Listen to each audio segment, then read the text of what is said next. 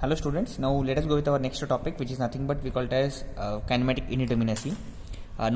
Till my previous class we have dealt about our static indeterminacy. In the question he might even ask you about kinematic and static indeterminacy both. So quickly let us go with our kinematic indeterminacy now. Now everyone might like in the question you might even get like what is kinematic indeterminacy. Kinematic indeterminacy is nothing but it is the number of degree of freedom.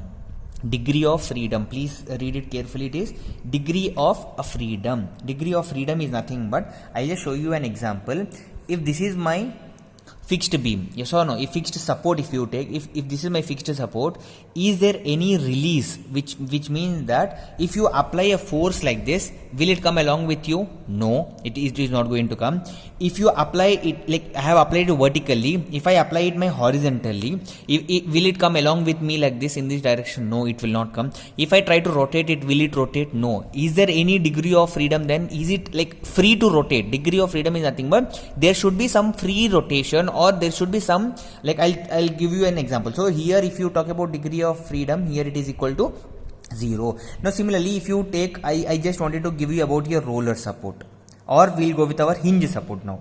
First we'll go with our hinge support. So okay, we can even take roller support. If you take a roller support, fine. Now if you take in this direction, will it come along with you? Yes, it is going to come. Fine. Now if an hinge is available over here, if you try to rotate, will it rotate? Yes, it is rotate. Then the degree of freedom here, if you talk the degree of freedom here, it is equal to 2. Yes or no? So if you talk only about an hinge support like this, if you have a hinge support like this, it can rotate in only one direction. So that is the reason here I can talk the degree of freedom is equal to 1. For a fixed support, degree of freedom is equal to 2. For a hinge support, degree of freedom is equal to 1. And for hinge support with roller, it is equal to 2. So if you talk about an equation of degree of freedom, so this is my equation, you have to remember, which is nothing but kinematic indeterminacy is equal to Aj, sorry, this is minus B, not plus B, Aj minus B plus gamma.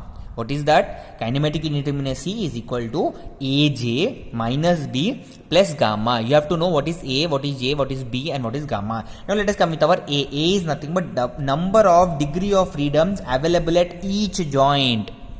This should be available at each joint. At each joint, how many number of degree of freedoms are available, that you have to check. Similarly, J is nothing but everyone knows it is number of joints. B is nothing but you can call it as reaction. How many number of reactions are available at each and every joint. So how many joints we have, or how many supports we have. For that support, how many reactions we have. Not joints. At the supports you will be getting your reactions. So B is nothing but we call it as reactions.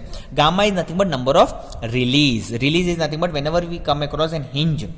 If this is a hinge support you have, if there are 4 supports, like if there are 4 members and this is our hinge. Now if you want to calculate here gamma will be equal to m minus 1. You have to remember it as m minus 1, where m is equal to number of members. How many number of members we have? Minus 1 if you do, you will be getting it as gamma. That is for your 2D. This one will be for your 2D. Now if you talk about here gamma will be equal to 3 times of m minus 1. This one will be for your 3D. This is only the difference you have to remember. For 2D it will be m minus 1. For 3D you have to just multiply with 3. Why? Because extra 3 reactions will be developed for 3D model. So we'll be having gamma is equal to 3 into m minus 1. Now I just wanted to show you a tabular column over here. If you just see with a tabular column, I wanted to explain you like how many degree of freedoms will be available at a joint, at the joint. So type of joint here we have written, even we have given you about here degrees of a freedom. So here if you see types of joints we have. If you are going to talk about here 2D rigid joint. Rigid is nothing but a fixed like this. Yes or no? So rigid joint if you have for a 2D, how many degree of freedoms will be available? There will be 3. So what are they? So delta x, delta y, and theta xy.